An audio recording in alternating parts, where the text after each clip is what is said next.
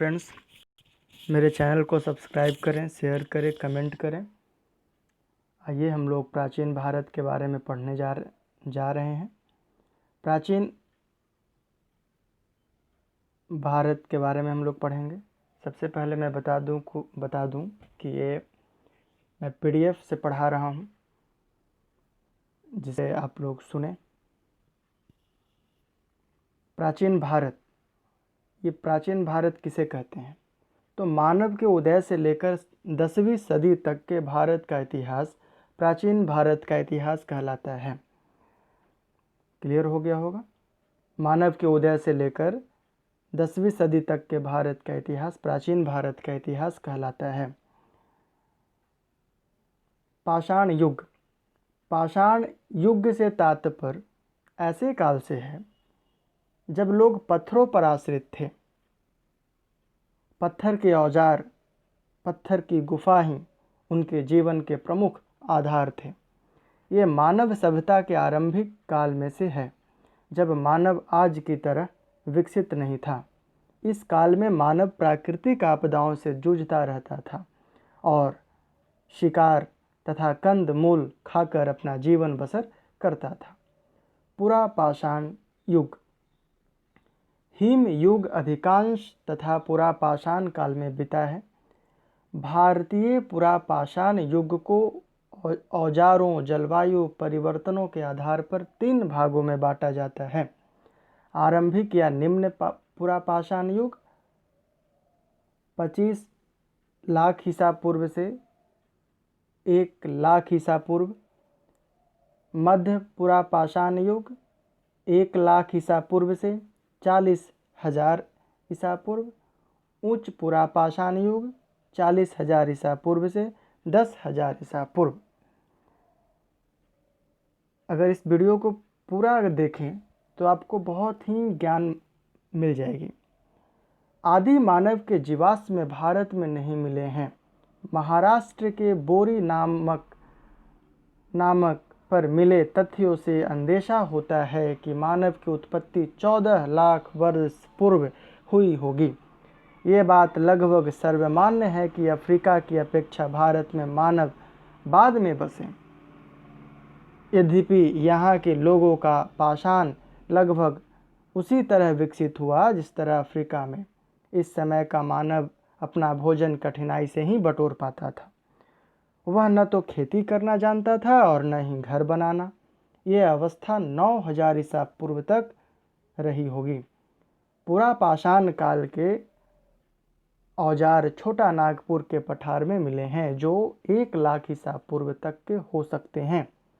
आंध्र प्रदेश के कुर्नूल जिले में 20,000 ईसा पूर्व से 10,000 ईसा पूर्व के मध्य के औजार मिले हैं। इनके साथ हड्डी के उपकरण और पशुओं के अवशेष भी मिले हैं। उत्तर प्रदेश के मिर्जापुर जिले की बेलन घाटी में जो पशुओं के अवशेष मिले हैं, उनसे ज्ञात होता है कि बकरी, भेड़, गाय, भैंस इत्यादि पाले जाते थे। फिर भी पुरा पाषाण युग की आदिम अवस्था का मानव शिकार और खाद्य संग्रह पर जीता था। पुराणों में केवल फल और कंद मूल खाकर जीने वालों का जिक्र है। इस तरह के कुछ लोग तो आधुनिक काल तक पर्वतों और गुफाओं में रहते आए हैं। नवपाषाण युग, भारत में नवपाषाण युग के अवशेष संभवतः 6,000 ईसा पूर्व से 1,000 ईसा पूर्व के विकास की ये अवधि भारतीय उपमहाद्वीप के कुछ देर से आई, क्योंकि ऐसा माना जाता है कि विश्व के बड़े भूभाग साउथ वेस्ट एशिया में ये युग 8,000 से 7,000 ईसा पूर्व के आसपास पनपा। यहाँ से नील घाटी इजिप्ट होते हुए यूरोप पहुँचा। इस युग में मानव पत्थर की बनी हाथ के कुल्हाड़ियाँ आदि औजार पत्थर को छील, घिस और चमकाकर तैयार करता था। उत्तरी भारत में नवपाषाण युग का स्थल बुर्ज होम कश्मीर में पाया गया है। भारत में नवपाषाण काल के प्रमुख 4 स्थल हैं: ताम्रपाषाण युग, कांस्य युग और सिंधु घाटी सभ्यता। वैदिक काल। नवपाषाण युग का अंत, नव ताम्रपाषाण युग के बारे में हम लोग पढ़ेंगे। नव पाषाण युग का अंत होते होते धातुओं का प्रयोग शुरू हो गया था। ताम्र पाषाणिक युग में तांबा का प्रस्तर के हथियार ही प्रयुक्त होते थे। इस समय तक लोहा या कांसे का प्रयोग आरंभ नहीं हुआ था। भारत में ताम्र पाषाण युग की बस्तियां दक्षिण पूर्वी राजस्थान, पश्चिमी मध्य प्रदेश, पश्चिमी महाराष्ट्र तथा दक्षिण पूर्वी भारत में पाई गई है और सारे भारत में जंगल ही था।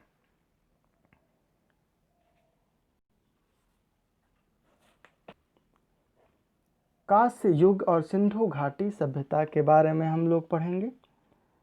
20वीं शताब्दी के प्रारंभ तक इतिहासकारों की ये मानना थी कि वैदिक सभ्यता भारत की सबसे प्राचीन सभ्यता है, परंतु सर दयाराम साहनी के नेतृत्व में 1922 में जब हड़प्पा पंजाब के मंटगोमरी जिले में स्थित की खुदाई हुई, तब इस बात का पता चल गया कि भारत की सबसे पुरानी सभ्यता वैदिक नहीं वरन सिंधु घाटी सभ्यता है। अगले साल अर्थात 1922 ईस्वी में जब रखालदास बनर्जी के नेतृत्व में मोहनजोदड़ो सिंध के लरकाना जिले में स्थित की खुदाई हुई, हड़प्पा टीले के बारे में सबसे पहले चार्ल्स मैसन ने 1926 ईस्वी में उल्लेख किया था। मोहनजोदड़ो को सिंधी भाषा में मृतकों का टीला कहा जाता है। 1922 में रखालदास बनर्जी ने और इसके बाद 1922 से 1930 तक सर जॉन मार्शल के निर्देशन में ये उत्खनन कार्य करवाया गया। सिंधु घाटी सभ्यता 2500 ईसा पूर्व से 1750 ईसा पूर्व तक विश्व की प्राचीन नदी घाटी सभ्यताओं में से एक प्रमुख सभ्यता है। सम्मानित पत्रिका नेचर में प्रकाशित शोध के अनुसार ये सभ्यता कम से कम 8000 वर्ष पुरानी है। ये हड़प्पा सभ्यता है और सिंधु सरस्वती सभ्यता के नाम से भी जानी जाती है। इसका विकास सिंधु और घग्गर हाकड़ा प्राचीन सरस्वती के किनारे हुआ। मोहनजोदड़ो, कालीबंगा, लोथल, धोलावीरा, राखीगढ़ी और हड़प्पा इसके प्रमुख केंद्र थे। दिसंबर 2014 में भिरदाना को अब तक का खोजा गया सबसे प्राचीन नगर माना गया। सिंधु घाटी सभ्यता का ब्रिटिश काल में हुई खुदाइयों के आधार पर पुरातत्ववेत्ता और इतिहासकारों का अनुमान है कि ये अत्यंत विकसित सभ्यता थी और ये शहर अनेक बार बसे और उजड़े हैं। फिर हम लोग बता दें कि प्राचीन सभ्यता के बारे में हम लोग समग्र अध्ययन कर रहे हैं। एक छोटी सी प्रयास है जिसे कि हम एक वीडियो में भारत के प्राचीन सभ्यता के बारे में, भारत के प्राचीन इतिहास के बारे में हम लोग जान जाए। एक वीडियो में एक समग्र अध्ययन है। इस सभ्यता की सबसे विशेष बात थी यहाँ के विकसित नगर निर्माण योजना। हड़प्पा तथा मोहनजोदड़ो दोनों नगर के अपने दुर्ग थे जहाँ शासक वर्ग का परिवार रहता था। प्रत्येक नगर में दुर्ग के बाहर एक उससे निम्न स्तर का शहर था जहाँ ईंटों के मकानों में सामान्य लोग रहते थे। इन नगर भवनों के बारे में विशेष बात ये थी कि जाल की तरह ये विन्यस्त थे, यानी सड़कें एक दूसरे को समकोण पर काटती थी और नगर अनेक आयताकार खंडों में विभक्त हो जाता था। ये बात सभी बस्तियों पर लागू होती थी, चाहे वे छोटी हों या बड़ी। अथवा हड़प्पा तथा मोहनजोदड़ो के भवन बड़े होते थे। वहाँ के स्मारक इस बात के प्रमाण हैं कि वहाँ के शासक मजदूर जुटाने और कर संग्रह में परम कुशल थे। ईंटों की बड़ी बड़ी इमारत देखकर सामान्य लोगों को भी ये लगेगा कि ये शासक कितने प्रतापी और प्रतिष्ठावान थे। मोहनजोदड़ो का अब तक का सबसे प्रसिद्ध स्थल है विशाल सार्वजनिक स्नानागार, जिसका जलाशय दुर्ग के टीले में है। उत्पत्ति: इतनी विस्तृत सभ्यता होने के बावजूद भी इसकी उत्पत्ति को लेकर आज भी विद्वानों में मैत्केय का अभाव है। इसकी सबसे बड़ी वजह यह है कि हड़प्पा संस्कृति के जितने भी स्थलों की अब तक खुदाई हुई है वहाँ सभ्यता के विकास अनुक्रम का चिन्ह स्पष्ट नहीं मिलता है, अर्थात इस सभ्यता के अवशेष जहाँ कहीं भी मिले हैं अपनी पूर्ण विकसित अवस्था में ही मिले हैं। Sir John Marshall, Gordon Childe, Mortimer Wheeler आदि इतिहासकारों की मान्यता है कि हड़प्पा सभ्यता की उत्पत्ति में विदेशी तत्व का हाथ रहा है। इन इतिहासकारों का मानना है कि हड़प्पा की उत्पत्ति मेसोपोटामिया की शाखा सुमेरिया की सभ्यता की प्रेरणा से हुई। इन दोनों सभ्यताओं में से कुछ सामान्यताएं भी देखने को मिलती है, जो इस प्रकार है। दोनों ही सभ्यता नगरीय है। दोनों ही सभ्यताओं के निवासी कांसे और तांबे के साथ साथ पाषाण के लघु उपकरणों का प्रयोग करते थे। दोनों ही सभ्यताओं के भवन निर्माण में कच्चे और पक्के दोनों ही प्रकार के ईंटों का प्रयोग हुआ।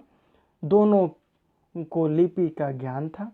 इन्हीं सामान्यताओं के आधार पर विलर ने सैंधव को सुमेरियन सभ्यता का एक उपनिवेश बताया था।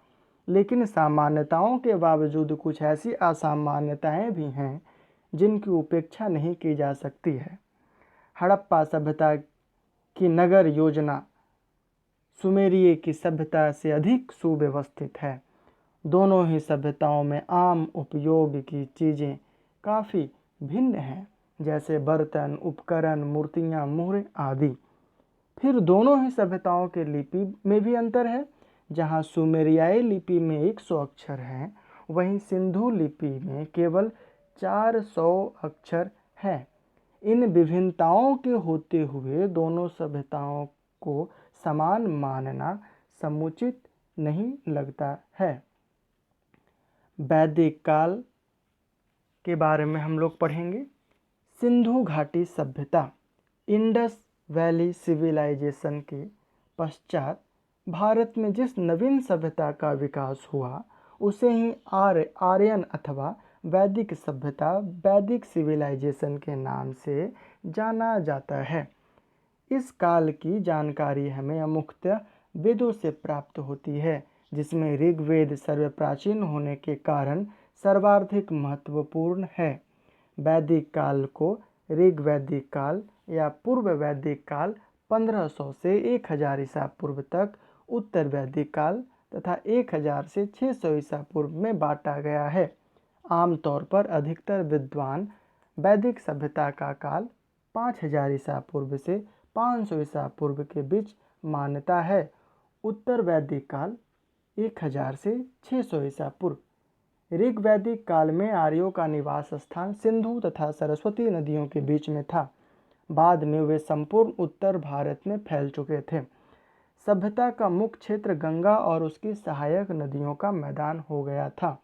गंगा को आज भारत की सबसे पवित्र नदी माना जाता है। इस काल में विष का विस्तार होता गया और कई जन विलुप्त हो गए। भरत, त्रित्सु और तुवर्स जैसे जन राजनीतिक हलकों से गायब हो गए, जबकि पूर्व पहले से अधिक शक्तिशाली हो गए। पूर्वी प्रदेश तथा बिहार में कुछ नए राज्यों का विकास हो गया, जैसे काशी, कौशल, विदेह, मिथिला, मगध और अंग। ऋग्वैदिक काल में सरस्वती नदी को सबसे महत्वपूर्ण माना जाता है। गंगा और यमुना का उल्लेख केवल एक बार हुआ है। इस काल में कौशाम्बी नगर में पहली बार पक्की ईंटों का प्रयोग किया गया।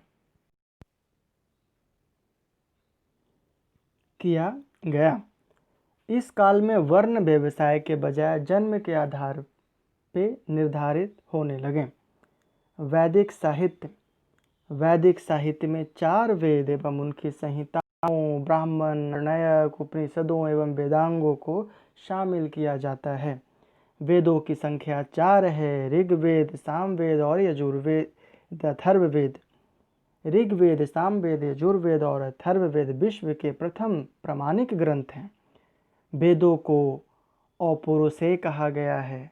गुरु द्वारा शिष्यों को मौखिक रूप से कंठस्थ कराने के कारण वेदों को श्रुति की संज्ञा दी गई है। ऋग्वेद।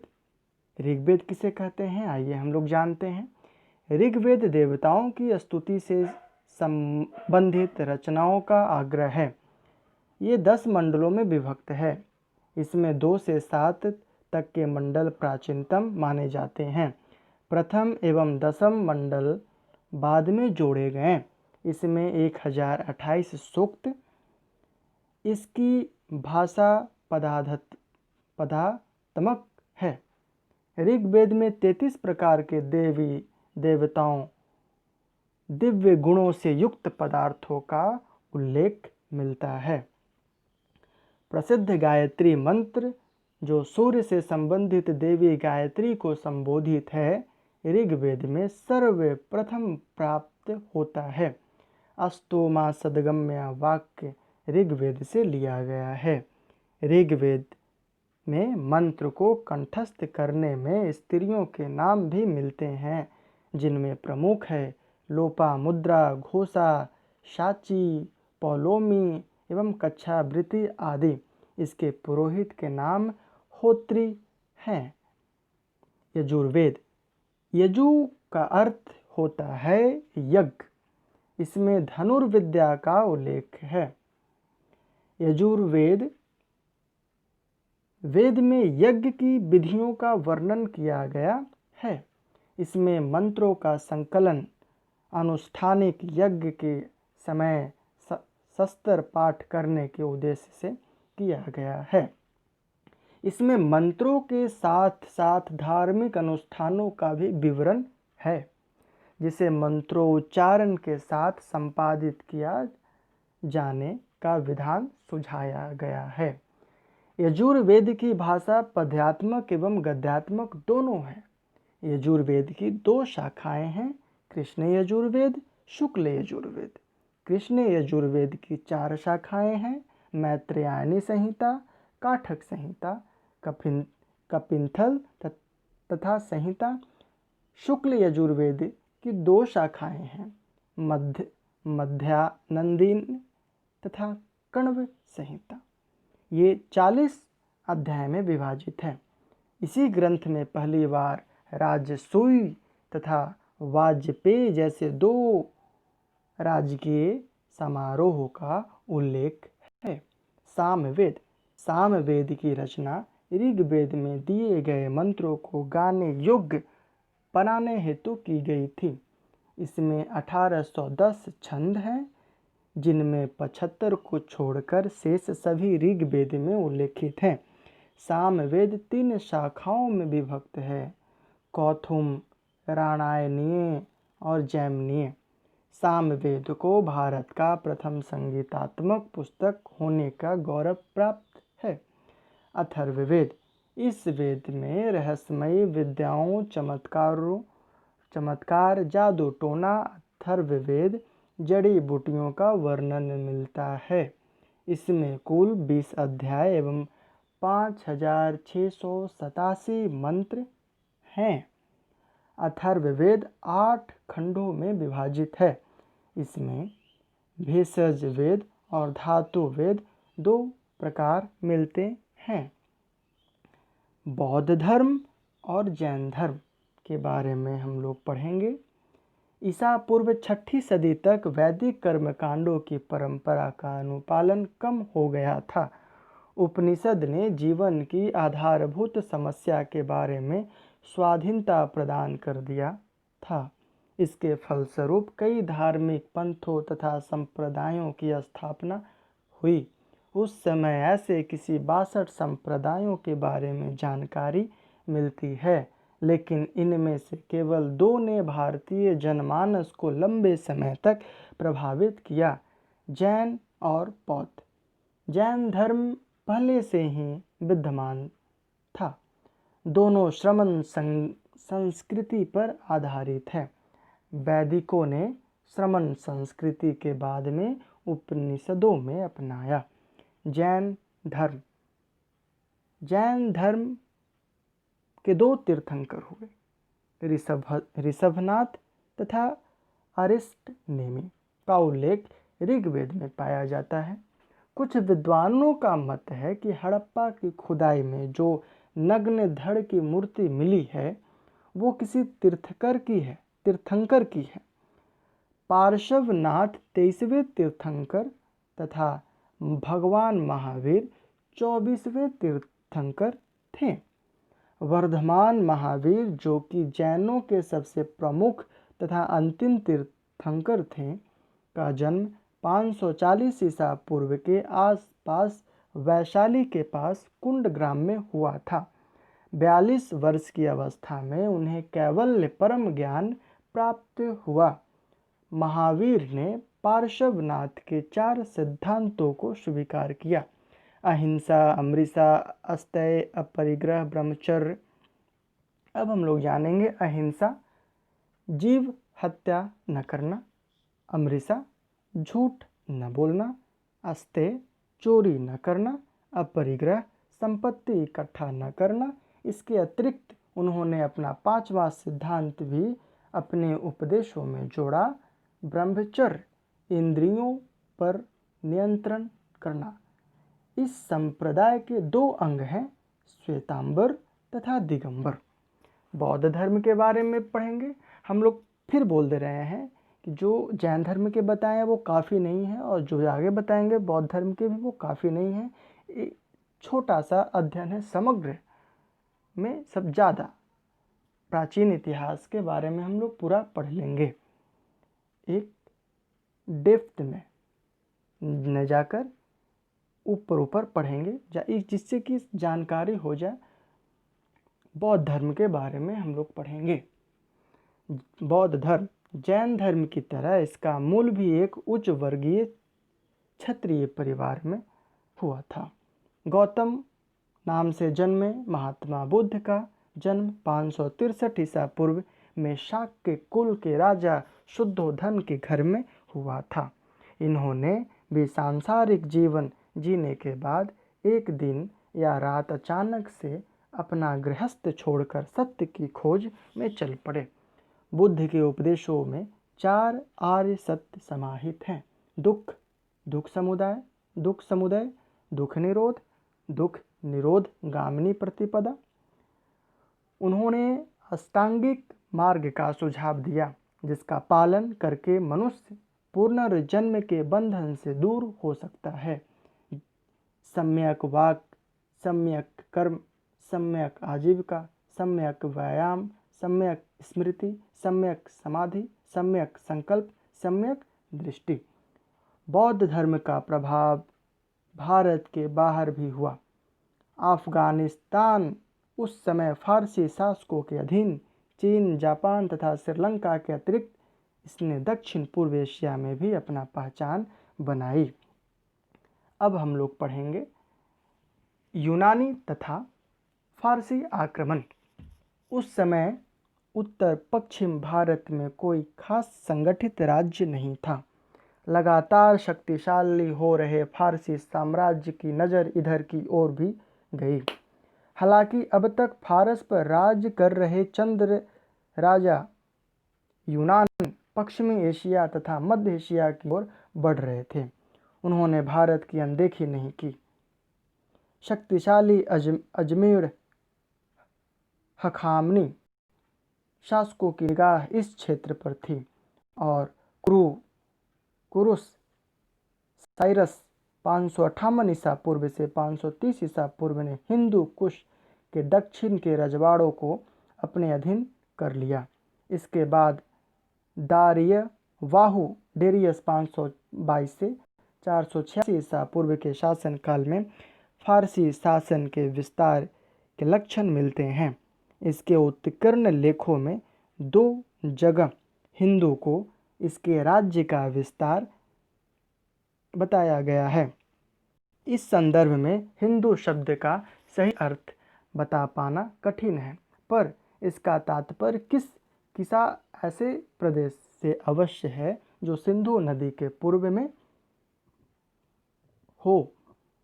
ईसा पूर्व 4वीं सदी में जब यूनानी और फारसी शासक पश्चिम एशिया, आधुनिक तुर्की का क्षेत्र पर अपना प्रभुत्व जमाने के लिए संघर्ष कर रहे थे, मकदुनिया के राजा सिकंदर के हाथों हखामनी शासक डेरियस तृतीय के हारने के पश्चात स्थिति में परिवर्तन आ गया। सिकंदर पश्चिम एशिया जीतने के बाद अरब, मिस्र तथा उसके बाद फारस के केंद्र ईरान तक पहुंच गया। इतने से भी जब उसको संतोष नहीं हुआ तो वो अफगानिस्तान होते हुए 326 ईसा पूर्व में पश्चिमोत्तर भारत में पहुंच गया। सिकंदर के भारत आने के बारे में कोई भारतीय स्रोत उपलब्ध नहीं है। सिकंदर के विजय अभियान की बात केवल यूनानी तथा रोमन स्रोतों में उपलब्ध है तथा उन्हें सत्य के करीब मानकर ये सब लिखा गया है। यूनानी ग्रंथ केवल यूनानी तथा रोमन स्रोतों में उपलब्ध है तथा उन्हें सत्य के करीब मानकर ये सब लिखा गया है। यूनानी ग्रंथ तो सिकंदर के भारत अभियान का विस्तार वर्णन करते हैं पर कौटिल्य के बारे में एक शब्द भी नहीं लिखते हैं। सिकंदर जब भारत पहुंचा तो पंजाब अविभाजित पंजाब रावलपिंडी के पास का राजा उसकी सहायता के लिए पहुंच गया। अन्य लगभग सभी राजाओं ने सिंदर डटकर मुकाबला किया पर वे सिकंदर के अनुभवी सेनाओं से हार गए। यूनानी लेखकों ने इन राजाओं की वीरता की भूरी भूरी प्रशंसा की है। इसके बाद झेलम और चिनाब के बीच स्थित प्रदेश का राजा पोरस, जो कि पौरव का यूनानी नाम लगता है, ने सिकंदर की वीरता पूर्वक सामना किया। 326 ईसा पूर्व का ये झेलम नदी के तट पर पोरस व सिकंदर के मध्य युद्ध हाइडोस्पीज के युद्ध कहलाता है। कहा जाता है कि युद्ध हारने के बाद जब पोरस बंदी बनाकर सिकंदर के सामने प्रस्तुत हुआ तो उससे पूछा गया, तुम्हारे साथ कैसा सलूक बर्ताव किया जाए? तो उसने सही उत्तर दिया। उस उत्तर पर मुग्ध होकर सिकंदर ने उसका हारा हुआ प्रदेश उसे वापस लौटा दिया। इसके बाद जब उसे भारत के वीर योद्धा चंद्रगुप्त मौर्य, मगध का नंद राजा चंद्रगुप्त नहीं कि विशाल सेना का सामना करना था, तब भय से ग्रसित सेना को लेकर सिकंदर आगे नहीं बढ़ सका और वापस लौट गया।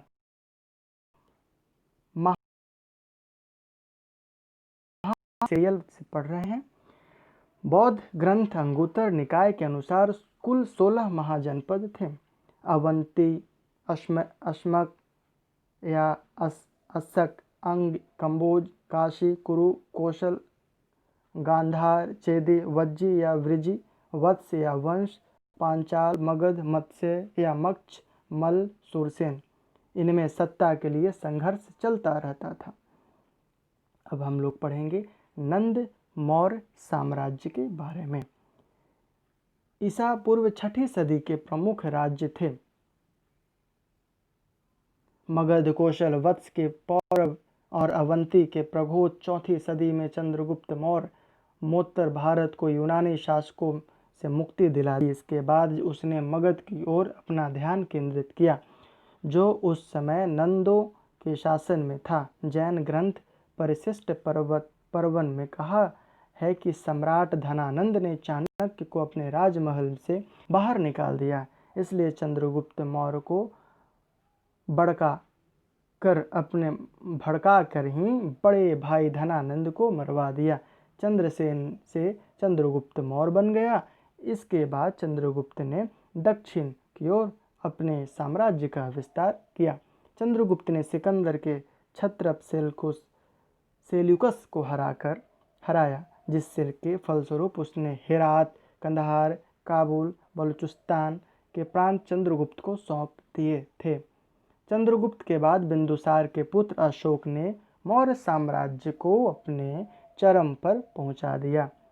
कर्नाटक के चित्तल दुर्ग तथा मास्की में अशोक के शिलालेख पाए गए हैं। चूंकि उसे पड़ोसी राज्य चोल, पांड्य या केरल पुत्रों के साथ अशोक या बिंदुसार की किस्सा लड़ाई का वर्णन नहीं मिलता है, इसलिए ऐसा माना जाता है कि यह प्रदेश चंद्रगुप्त के द्वारा ही जीता गया था। अशोक के जीवन का निर्णायक युद्ध कलिंग का युद्ध था। इसमें उत्कलों से लड़ते हुए अशोक को अपनी सेना द्वारा किए गए नरसंहार के प्रति ग्लानि हुई और उसने बौद्ध धर्म को अपना लिया। फिर उसने बौद्ध धर्म का प्रचार प्रसार भी करवाया। चंद्रगुप्त मौर्य के समय में यूनानी राजदूत मेगास्थनीज सेलुकस के द्वारा उनके दरबार में भेजा गया। उसने चंद्रगुप्त मौर्य के राज्य तथा उसकी राजधानी पाटलिपुत्र आधुनिक पटना का वर्णन किया है। इस दौरान कला का विकास भी हुआ। मौर्यों के पतन के बाद शुंग राजवंश ने सत्ता संभाली। ऐसा माना जाता है कि मौर्य राजा बृहद्रथ के सेनापति पुष्यमित्र ने बृहद्रथ की हत्या कर दी थी, जिसके बाद शुंग वंश की स्थापना हुई। शुंगों ने 187 ईसा पूर्व से 75 ईसा पूर्व तक शासन किया। इसी काल में महाराष्ट्र में सातवाहनों का और दक्षिण में चेर, चोल और पांड्यों का उदय हुआ। सातवाहनों के साम्राज्य को आंध्र भी कहते हैं, जो अत्यंत शक्तिशाली था। पुष्यमित्र के शासनकाल में पश्चिम से यवनों का आक्रमण हुआ। इसी काल के माने जाने वाले व्याकरण पतंजलि ने इस आक्रमण का उल्लेख किया है। कालिदास ने भी अपने मालवी कानिमित्रम में वसुमित्र के साथ यवनों के युद्ध का चर्चा किया है। इन आक्रमणकारियों ने भारत के सत्ता पर कब्जा कर लिया। कुछ प्रमुख भारतीय यूनानी शासक थे यूथिडेमस, डेमेट्रियस तथा मिनांडर। मिनांडर ने बौद्ध धर्म अपना लिया था। उसका प्रदेश अफगानिस्तान से पश्चिम उत्तर प्रदेश तक फैला हुआ था। इसके बाद पल्लवों का शासन आया, जिसके बारे में अधिक जानकारी उपलब्ध नहीं है। तत्पश्चात शकों का शासन आया। शक लोग मध्य एशिया के निवासी थे, जिन यूची नामक कबीले ने उनके मूल निवास से खदेड़ दिया गया। इसके बाद वे भारत आए। इसके बाद यूची जनजाति के लोग भी भारत आ गए, क्योंकि चीन की महान दीवार के बनने के बाद मध्य एशिया की परिस्थिति उनके अनुकूल नहीं। कुषाण कहलाए। कनिष्क इस वंश का सबसे प्रतापी राजा था।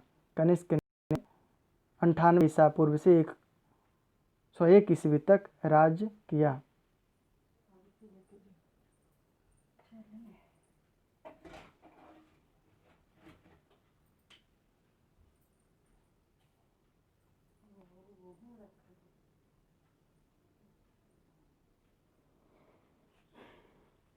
समकालीन दक्षिण भारत। दक्षिण में चेर, पांड्य तथा चोल के बीच सत्ता संघर्ष चलता रहता था। संगम साहित्य इस समय की सबसे अमूल्य धरोहर थी। तिरुवल्लुवर द्वारा रचित तिरुकुरल तमिल भाषा का प्राचीनतम ग्रंथ माना जाता है। धार्मिक संप्रदायों का प्रचलन था और मुख्यतः वैष्णव, शैव, बौद्ध तथा जैन संप्रदायों के अनुयायी थे। गुप्त काल।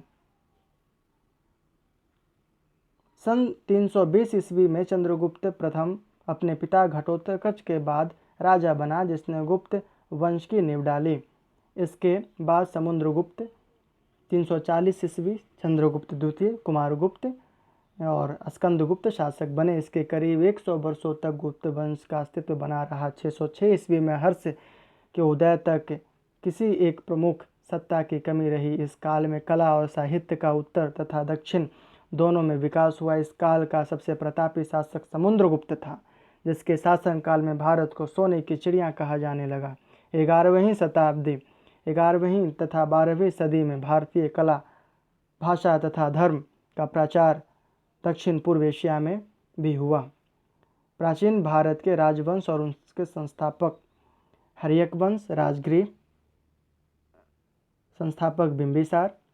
हम लोग इस तरह पढ़ेंगे वंश, राजधानी, संस्थापक। तो हर्यक वंश राजगृह पाटलिपुत्र, बिंबिसार।